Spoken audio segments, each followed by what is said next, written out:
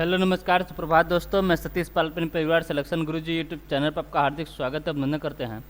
हम आशा करते हैं कि आप सभी स्वस्थ और मस्त होंगे। तो चलिए हम रोज़ की तरह आज भी जीएस के 20 क्वेश्चन को लेकर आपके सामने आए हुए हैं, जो कि आपके आगामी जो कांस्टेबल के वैकेंसीज मतलब आने वाले हैं या पेपर होने वाले हैं उन्हीं के बेसिस पर आधारित है। ठीक है, तो चलिए हम अपने प्रैक्टिस सेट की तरफ बढ़ते हैं और आज के अपने पहले क्वेश्चन को देखते हैं। तो देखते हैं अपने पहले क्वेश्चन को। आज का हमारा पहला क्वेश्चन दिया है कि निम्नलिखित में से किस देश ने टोक्यो ओलंपिक 2020 में सबसे अधिक स्वर्ण पदक जीते हैं। टोक्यो ओलंपिक 2020 में सबसे अधिक स्वर्ण पदक जीते हैं। ऑप्शन ए दिया आपका ऑस्ट्रेलिया, ऑप्शन बी दिया अमेरिका, ऑप्शन सी दिया आपका जापान और ऑप्शन डी क्या दिया है चीन। ऑप्शन डी क्या दिया है चीन ने। ठीक, किसकी बात कर रहा है? टोक्यो ओलंपिक 2020 के। टोक्यो ओलंपिक 2020 के कहाँ पर हुआ? जापान आपका हुआ था, जापान टोक्यो में। कहाँ पर? जापान टोक्यो में ये हुआ था। अगर पूछे इसका शुभांकर क्या था, तो इसका शुभांकर था आपका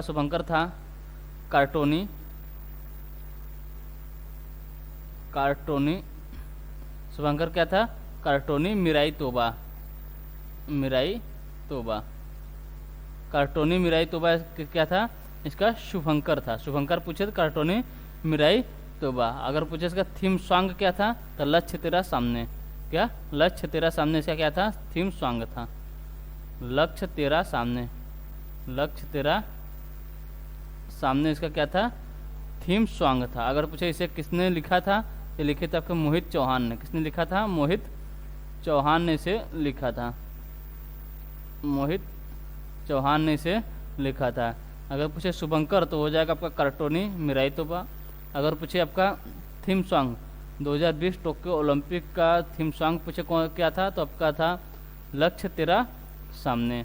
अगर पूछे इसने मतलब लक्ष्य जो आपका थीम सॉन्ग था उसे किसने लिखा था, तो लिखे थे आपके मोहित चौहान ने। किसे? मोहित चौहान ने इसे लिखे थे। ठीक, तो क्वेश्चन हमारा पूछा था कि टोक्यो ओलंपिक 2020 में सबसे अधिक स्वर्ण पदक किसने जीता था, तो जीता था आपके अमेरिका ने। किसने? अमेरिका ने। ऑप्शन बी हमारा जो है ये सही आंसर होता है। क्योंकि पूछे अमेरिका टोटल कितने पदक जीते थे, टोटल जीता था आपका 112 पदक और 112 पदक जीतकर ये पहले स्थान पर था। इसमें अगर पूछे गोल्ड कितने थे, इसमें इसके गोल्ड थे आपके 39। कितने थे? 39 गोल्ड थे। और बात करते 40 इसके क्या थे? सिल्वर थे। 40 सिल्वर थे और 33 की बात है, 33 क्या थे? 33 आपके ब्रॉन्ज थे। ब्रॉन्ज ये आपके कहाँ के थे? ये किसके थे? ये अमेरिका के आपके पदक थे। ठीक है, किसके? यूएसए के पदक थे। कौन कौन से थे? 39 बात करें तो गोल्ड और 40 सिल्वर, 33 आपके ब्रॉन्ज। ये कहाँ का था? आपके अमेरिका का। और अमेरिका टोटल 112 पदक जीतकर पहले स्थान पर बना रहा। अगर हम बात कर ले भारत की, भारत का स्थान कौन सा था? भारत का स्थान था आपका 48वां स्थान। किसका था? भारत का। पूछे कौन कितने पदक जीते थे, तो इसने जीता था 1, 2 और 4। ठीक, इसी प्रकार याद कर लिए 1, 2, 4। एक क्या था? ये था आपका गोल्ड। ये क्या था? ये था आपका 2 सिल्वर और 4 था आपका ब्रॉन्ज। ठीक है, अगर पूछे भारत के लिए 2020 में पदक का खाता किसने खोला था, मतलब पहला पदक 2000 टोक्यो ओलंपिक में भारत के लिए पहला पदक किसने जीता था? तो जीती थी आपकी मीराबाई चानू ने जीता था पहला पदक। मीराबाई चानू।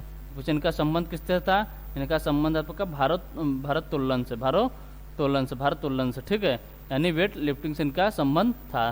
कितने मतलब कैटेगरी में इन्होंने जीता था? इन्होंने 49 kg कैटेगरी में इन्होंने आपका रजत पदक जीता था। किसने? मीराबाई चानू। और यह भारत के लिए पहला पदक था, मतलब 2020 का पहला पदक था। ठीक, अगर पूछे मतलब एकमात्र गोल्ड जीता था, मतलब भारत में एकमात्र गोल्ड आया था। किसने जीता था? अगर पूछे गोल्ड तो जीते थे आपके नीरज चोपड़ा। किसने? नीरज चोपड़ा ने एकमात्र गोल्ड पदक जीते थे। कब जीते थे? तो जीते थे आपके 7 अगस्त को ये गोल्ड पदक जीते थे। ठीक है, कब? 7 अगस्त को इन्होंने गोल्ड जीता था। और बात करें इन्हें जो 7 अगस्त को इन्होंने जीता था, और 7 अगस्त को कौन सा दिवस मनाया जाता है? तो मनाया था आपका भाला फेंक दिवस। क्योंकि इनका संबंध किससे था? इनका संबंध था आपके भाला से। ठीक है, किससे था? भाला से इनका संबंध था। ठीक है, तो क्वेश्चन पूछा था हमारा क्या? सबसे अधिक स्वर्ण पदक किसने जीता, तो जीता था अमेरिका। यानी ऑप्शन ए हमारा जो है ये सही, अरे ऑप्शन बी हमारा जो है ये सही आंसर होता है, क्योंकि ये 112 टोटल पदक जीते थे और 39 गोल्ड जीतकर ये पहले स्थान पर बना रहा। अब पूछे दूसरे स्थान पर कौन सा देश था, दूसरे स्थान पर था आपका चाइना।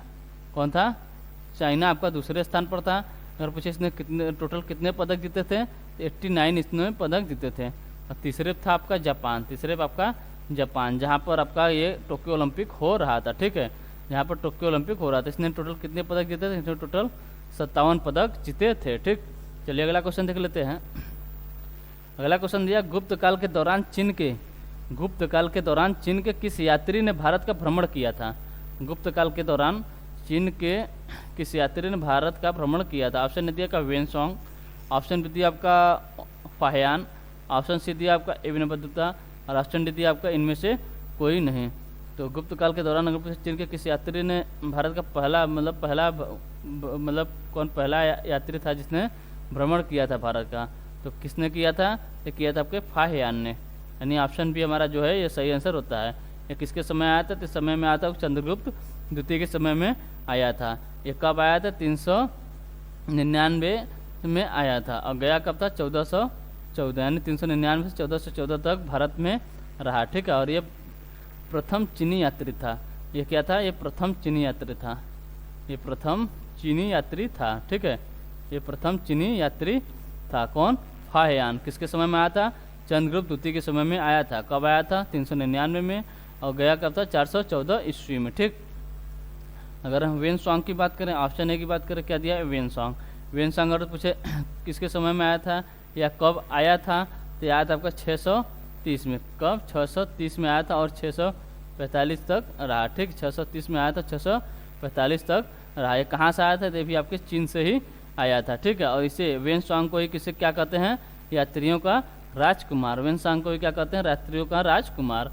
अगर पूछे किसके समय में आया था, किसके कार्यकाल के दौरान आया था, तो आया था आपके हर्षवर्धन के समय में आया था। कौन, वेनसोंग। ठीक, अगर हम इब्न बतूता की बात करें, किसके, इब्न बतूता की बात करें, इब्न बतूता कब आया था, इब्न बतूता कब आया था, तो आया था आपका 1333 में। किसके समय, MBT के समय, यानी मोहम्मद बिन तुगलक के समय ये भारत आया था। ठीक, चलिए अगला क्वेश्चन देखते हैं। अगला क्वेश्चन दिया, किस समिति ने प्रवासी भारतीय दिवस 9 जनवरी को मनाने की सिफारिश की। निम्नलिखित में से किस समिति ने प्रवासी भारतीय दिवस 9 जनवरी को मनाने की सिफारिश की। ऑप्शन ए दिया आपका लोढ़ा समिति, ऑप्शन बी दिया आपका सिंधवी समिति, ऑप्शन सी दिया आपका नाथुराम सिंधी समिति और ऑप्शन डी दिया MD समिति। तो किस समिति ने मतलब सिफारिश की थी भारतीय प्रवासी दिवस मनाने की, तो की थी आपकी सिंधवी समिति ने। किसने, सिंधवी समिति, यानी ऑप्शन बी हमारा जो है ये सही आंसर होता है। अगर तो सिंधवी समिति का गठन कब हुआ था, तो हुआ था 1986 को। 1986 को इसका गठन हुआ था, किसका, सिंधवी समिति का। ठीक है, सिंधवी समिति का गठन पूछे तो 1986 को हुआ था। ठीक, चलिए अगला क्वेश्चन देखते हैं। अगला क्वेश्चन दिया, भारत पर्यटन दिवस कब मनाया जाता है। भारतीय यानी भारत बोले या भारतीय पर्यटन दिवस कब मनाया जाता है। ऑप्शन दिया 25 जनवरी, ऑप्शन बी दिया आपका 30 जनवरी, ऑप्शन सी दिया आपका 26 जनवरी और ऑप्शन डी दिया आपको 12 जनवरी। तो किसके बाद का भारतीय पर्यटन दिवस यानी भारत पर्यटन दिवस कब मनाया जाता है, तो मनाया जाता है आपका 25 जनवरी को। कब, 25 जनवरी, यानी ऑप्शन ए हमारा जो है ये सही आंसर होता है। अगर से बात करें किसकी, जनवरी के महत्वपूर्ण दिवस की। ठीक है, तो 25 जनवरी का क्या हो गया, 25 जनवरी को हो गया आपका भारतीय पर्यटन दिवस, या फिर क्या मनाया जाता है, यहाँ पर मनाया जाता है आपका राष्ट्रीय मतदाता दिवस भी मनाया जाता है। क्या मनाया जाता है, राष्ट्रीय मतदाता दिवस, राष्ट्रीय मतदाता दिवस। राष्ट्रीय मतदाता दिवस कब मनाया जाता है, ये मनाया जाता है आपका 25 जनवरी। कब, 25 जनवरी को। 30 जनवरी की बात करें तो यहाँ मनाया जाता है आपका शहीद दिवस, क्योंकि गांधी जी की हत्या कब हुई थी, 30 जनवरी को ही हुई थी, इसलिए 30 जनवरी कौन सा दिवस मनाया जाता है, शहीद दिवस मनाया जाता है। और 30 जनवरी को ही आपको कौन सा दिवस पूछे अगर से, तो वहाँ मनाया जाता है कुष्ठ निवारण दिवस, कुष्ठ निवारण दिवस या सर्वोदय दिवस। 3 दिवस आपके 30 जनवरी कौन कौन से हैं, शहीद दिवस, कुष्ठ निवारण दिवस और सूर्योदय दिवस। कौन सा, सूर्योदय दिवस कब मनाया था, मनाया था आपके 30 जनवरी को। 26 जनवरी की बात करें, 26 जनवरी की एक तो हो गया आपका गणतंत्र दिवस। क्या हो गया, गणतंत्र दिवस। और एक कौन सा मनाया जाता है, कौन सा दिवस, यहाँ मनाया था आपका अंतर्राष्ट्रीय सीमा शुल्क व उत्पाद दिवस। अंतर्राष्ट्रीय सीमा शुल्क व उत्पाद दिवस की बात करें कब मनाया जाता है, तो मनाया जाता है आपको 26 जनवरी को। ठीक है, 26 जनवरी लिख लेते हैं यहाँ पर। अंतर्राष्ट्रीय क्या है, अंतर्राष्ट्रीय सीमा शुल्क व उत्पाद दिवस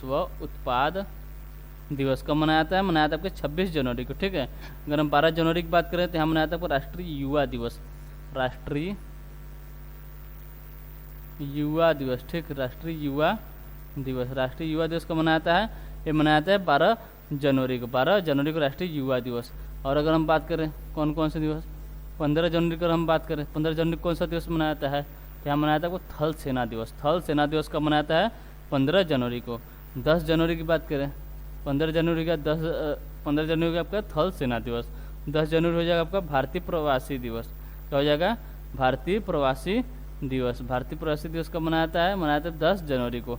ठीक है, 9 जनवरी को भारतीय प्रवासी दिवस, जो कि आपके अभी पिछले क्वेश्चन में हुआ था, वो मनाया था आपके 9 जनवरी को। ठीक है, अगर पूछे 24 जनवरी कौन सा दिवस मनाया जाता है, यहाँ मनाया था आपको राष्ट्रीय बालिका दिवस। और 10 जनवरी की बात करें, 10 जनवरी की बोल रहे हैं तो यहाँ मनाया था आपका विश्व हास्य दिवस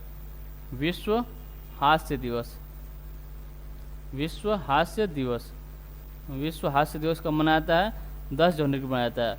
15 जनवरी पूछे, 15 जनवरी को है आपका थल सेना दिवस। 9 जनवरी को भारतीय प्रवासी दिवस। ठीक, 24 जनवरी की बात करें, कौन सी, 24 जनवरी को राष्ट्रीय बालिका दिवस 24 जनवरी को मनाया जाता है। ठीक, और 1 जनवरी की बात करें तो यहाँ मनाया था आपका DRDO स्थापना दिवस। अब पूछो DRDO की स्थापना कब हुई थी, तो हुई थी आपके 1958 में। कब हुई थी, 1958 में इसकी स्थापना हुई थी। DRDO स्थापना दिवस कब मनाया जाता है, तो मनाया जाता है 1 जनवरी को। 16 जनवरी की बात करें, 16 जनवरी कौन सा दिवस मनाया जाता है, यहाँ मनाया जाता है राष्ट्रीय स्टार्टअप दिवस कब मनाया जाता है, आपका 16 जनवरी को मनाया जाता है। ठीक है, चलिए अगला क्वेश्चन देख लेते हैं। अगला क्वेश्चन दिया, खीर भवानी मेला किन राज्यों या केंद्र शासित प्रदेश में मनाया जाता है।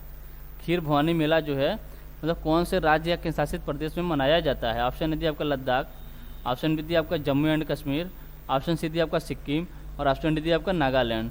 तो खीर भवानी मेला की बात करा, किसके खीर भवानी मेला कहाँ मनाया जाता है, मनाया जाता है आपके जम्मू कश्मीर। यानी ऑप्शन बी हमारा जो है ये सही आंसर होता है। ठीक है, चलिए अगला क्वेश्चन देखते हैं।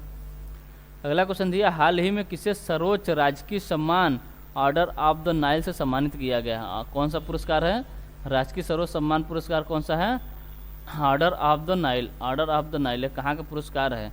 अब पूछा किसको, मतलब इस सम्मान से किसको सम्मानित किया गया है। इससे सम्मानित किया गया आपके नरेंद्र मोदी जी को। यानी ऑप्शन बी हमारा जो है ये सही आंसर होता है। अब पूछे कहाँ का ये पुरस्कार है, तो पुरस्कार है आपके मिस्र का। कहाँ का है, मिस्र का पुरस्कार है। ठीक है, अगर पूछे मिस्र के राष्ट्रपति कौन है, राष्ट्रपति तो यहाँ पे अब्देल फतह अल सिसी। कौन है, राष्ट्रपति की बात करें कहाँ के, मिस्र की, तो राष्ट्रपति हैं मिस्र के अब्देल फतह अल सिसी। ठीक है, अगर पूछे प्रधानमंत्री कौन है, तो यहाँ आपका मुस्तफ़ा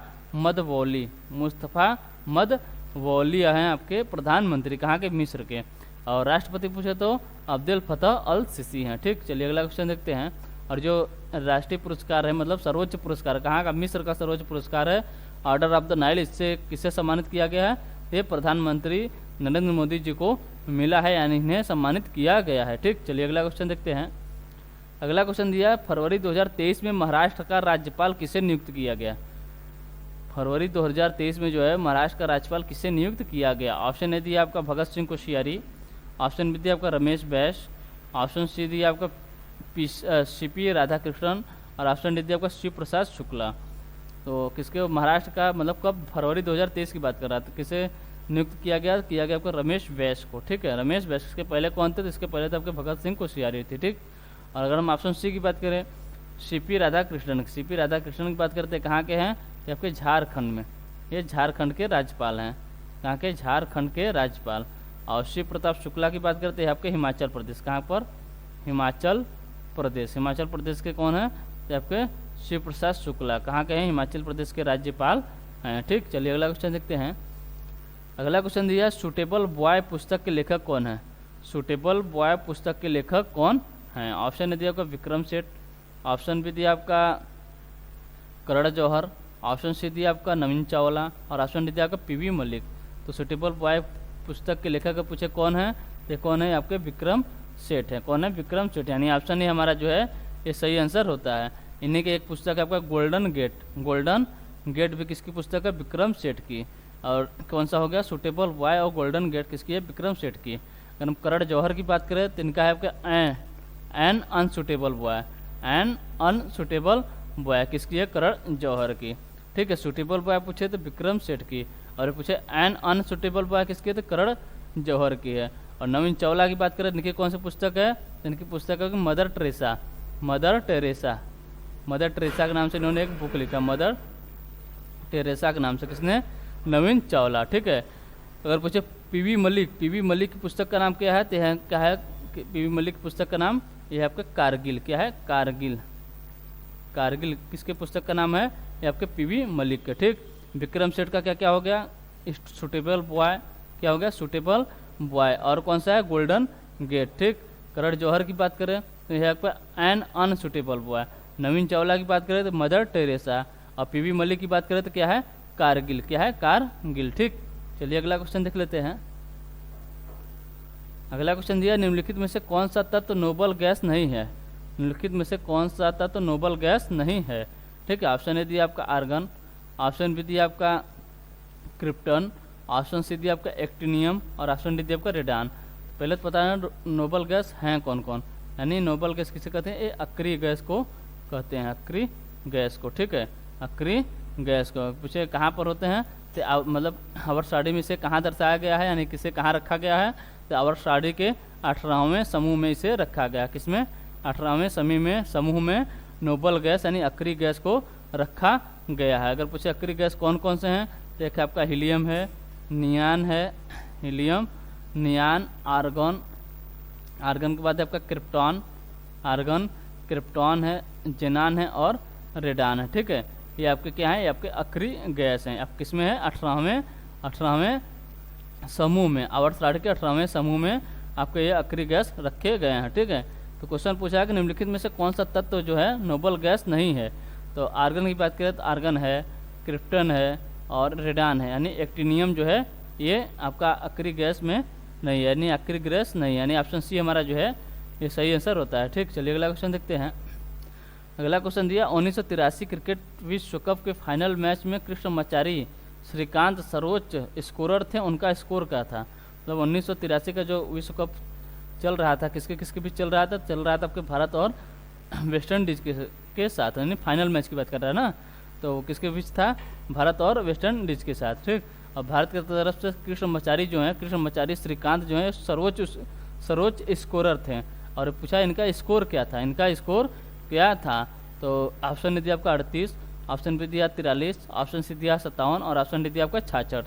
तो पूछे सबसे ज़्यादा स्कोर मतलब किसने किया, कृष्णमाचारी श्रीकांत ने किया था, और इनका स्कोर कितना था, तो इनका स्कोर था आपका 38, यानी ऑप्शन ही हमारा जो है ये सही आंसर होता है। ठीक है, इन्होंने कितने बॉल पे बनाए थे, तो 57 बॉल पे इन्होंने 38 रन बनाकर सर्वोच्च स्कोरर थे। किसमें, 1983 के विश्व कप क्रिकेट विश्व कप फाइनल मैच में। ठीक है, चलिए अगला क्वेश्चन देखते हैं। अगला क्वेश्चन दिया आपका, भारत में नया संसद भवन किस वास्तुकार द्वारा डिजाइन किया गया है।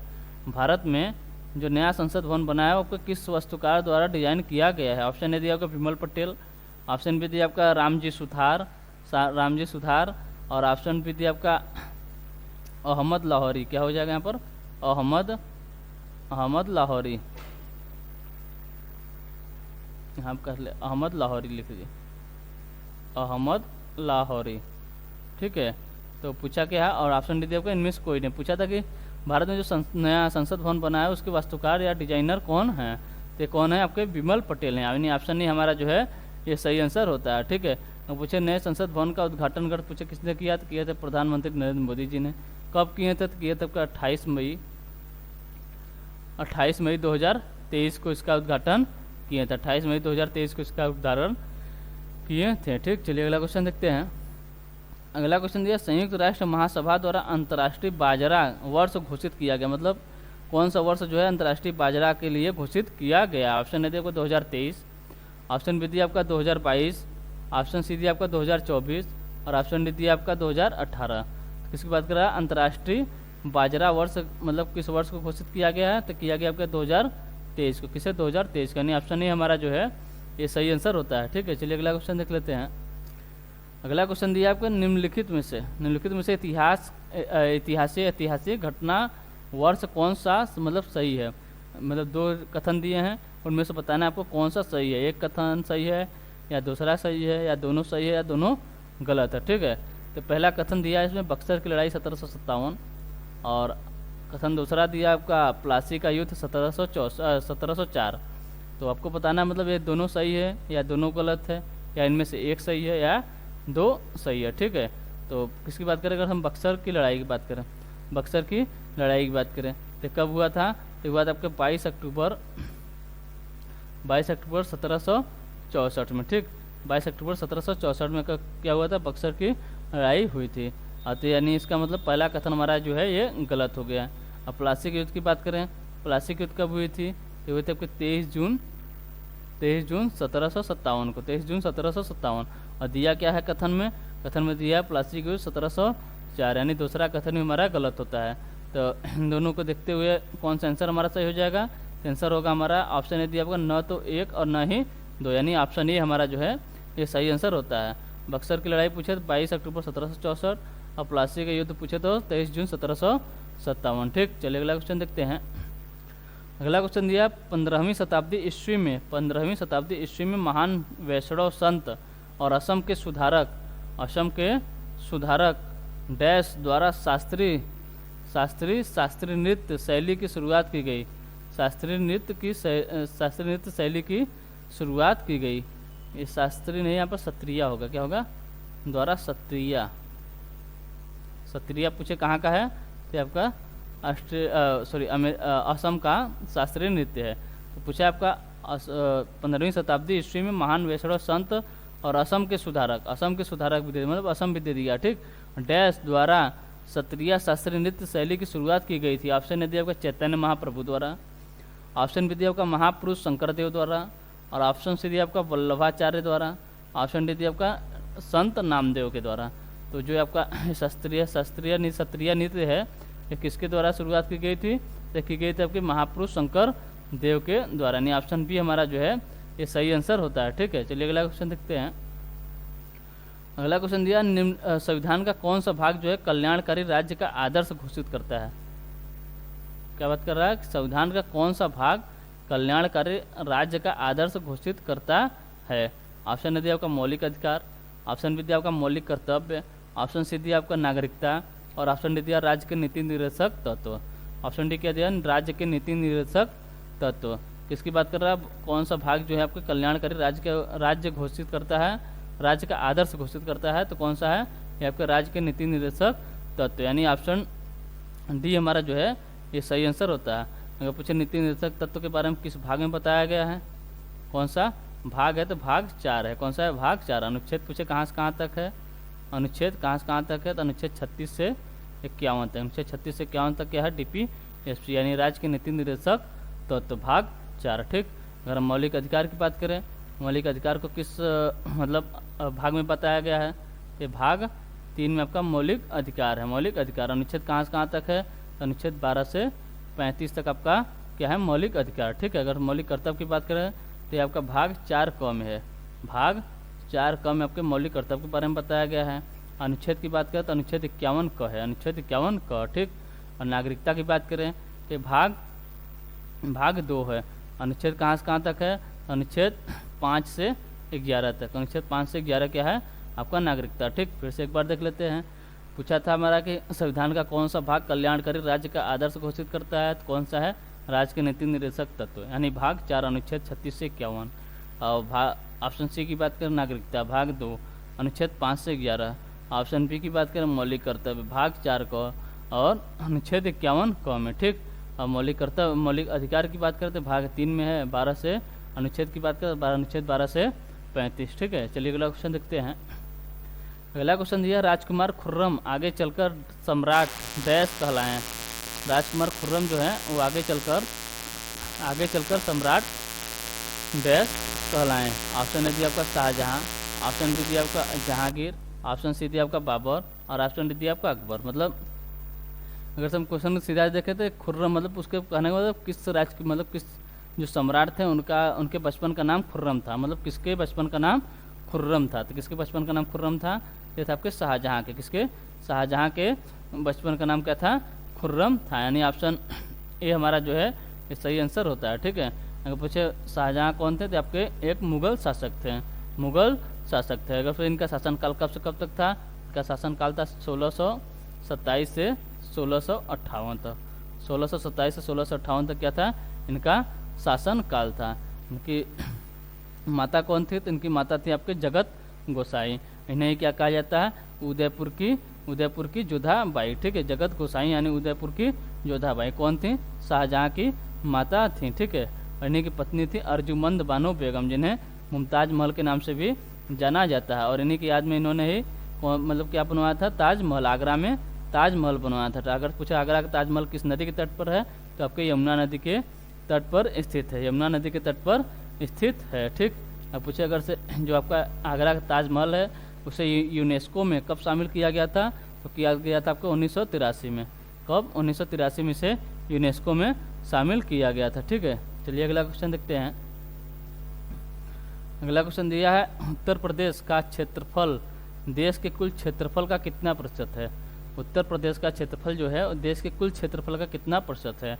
ऑप्शन ए दिया आपका 13.5%, ऑप्शन बी दिया आपका 9.4%, ऑप्शन सी दिया आपका 8.4% और ऑप्शन डी दिया आपका 7.3%।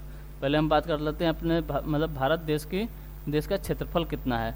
इसका भारत का क्षेत्रफल कितना है? भारत का क्षेत्रफल कितना है जब बात करेंगे तो यह है आपका 32,87,263 वर्ग किमी। 32,87,263 वर्ग किमी किसका क्षेत्रफल है? भारत का क्षेत्रफल है। अगर हम उत्तर प्रदेश के क्षेत्रफल की बात करें, उत्तर प्रदेश के क्षेत्रफल की बात करें तो इसका क्षेत्रफल है आपका 2,43,286 वर्ग किमी। 2,43,286 वर्ग किमी। अगर आप यहाँ से चाहते हैं, अगर से निकालना चाहते हैं तो निकाल लेंगे तो आएगा कितना आपका 7.3%। जो आपका उत्तर प्रदेश का क्षेत्रफल है पूरे भारत के क्षेत्रफल का कितना परसेंट है? तो आपके 7.3% है। ठीक, भारत का क्षेत्रफल पूछे तो 32,87,263 वर्ग किमी है और उत्तर प्रदेश क्षेत्रफल पूछे तो 2,43,286 वर्ग किमी है। ठीक, चलिए अगला क्वेश्चन देखते हैं। अगला क्वेश्चन दिया निम्न में से कौन सा फसल जो है चक्र पूर्वी उत्तर प्रदेश फसल चक्र जो है पूर्वी उत्तर प्रदेश के लिए सर्वाधिक उपयुक्त है? ऑप्शन ए दिया आपका धान, मक्का, गेहूँ, ऑप्शन बी दिया आपका मक्का, आलू, गेहूँ, ऑप्शन बी क्या दिया? मक्का, आलू, गेहूँ और ऑप्शन सी की बात करें तो दिया आपका मक्का, तोरिया, गेहूँ और ऑप्शन डी दिया आपका कपास, गेहूँ और मूंग। तो किसकी बात कर रहा है? फसल जो कौन सा फसल चक्र है जो आपके पूर्वी उत्तर प्रदेश के लिए सर्वाधिक उपयुक्त है? कौन सा है? आपके धान, मक्का और गेहूँ, यानी ऑप्शन ए हमारा जो है ये सही आंसर होता है। ठीक, चलिए अगला क्वेश्चन देखते हैं। अगला क्वेश्चन दिया केंद्रीय गृह मंत्री अमित शाह द्वारा किस राज्य के पुलिस बल को केंद्रीय गृह मंत्री अमित शाह द्वारा किस राज्य के पुलिस बल को प्रेसिडेंट कलर सम्मान प्रदान किया गया है? प्रेसिडेंट कलर सम्मान प्रदान किया गया है। तो किस ऑप्शन ए दिया आपका तमिलनाडु, ऑप्शन बी दिया आपका गुजरात, ऑप्शन सी दिया आपका हरियाणा और ऑप्शन डी दिया आपका उड़ीसा। ऑप्शन डी क्या दिया है? उड़ीसा। तो किस मतलब राज्य के पुलिस बल को दिया गया है? तो दिया गया है पे हरियाणा। किसको? हरियाणा। क्या कौन सा पुरस्कार है? प्रेसिडेंट कलर सम्मान पुरस्कार से सम्मानित किया गया। ठीक है, यानी ऑप्शन सी हमारा जो है ये सही आंसर होता है। ठीक, और किसने दिया? तो दिया था आपके गृह मंत्री कौन है? तो आपके अमित शाह। कौन है? अमित शाह हैं। ठीक, चलिए अगला क्वेश्चन देखते हैं। अगला क्वेश्चन दिया भारत की पहली frozen lake marathon last run का आयोजन कहाँ किया गया है? भारत की पहली फ्रोजन लेक मैराथन लास्ट का आयोजन कहाँ किया गया है? ऑप्शन ए दिया आपका अरुणाचल प्रदेश, ऑप्शन बी दिया आपका जम्मू कश्मीर, ऑप्शन सी दिया आपका लद्दाख और ऑप्शन डी दिया आपका सिक्किम। तो जो आपका फ्रोजन लेक मैराथन है ये कहाँ किया गया? तो किया गया आपके लद्दाख में। कहाँ पर? लद्दाख में। ऑप्शन सी हमारा जो है ये सही आंसर होता है। ठीक, तो चलिए आज के लिए बस इतना ही रखते हैं। अगर आपको सेशन अच्छा लग रहा हो तो लाइक एवं सब्सक्राइब जरूर करें और शेयर करना ना भूलें। ठीक है, चलिए मिलते हैं आपसे अगले सेशन में। तब तक के लिए टेक केयर, बाय बाय, जय हिंद, जय भारत।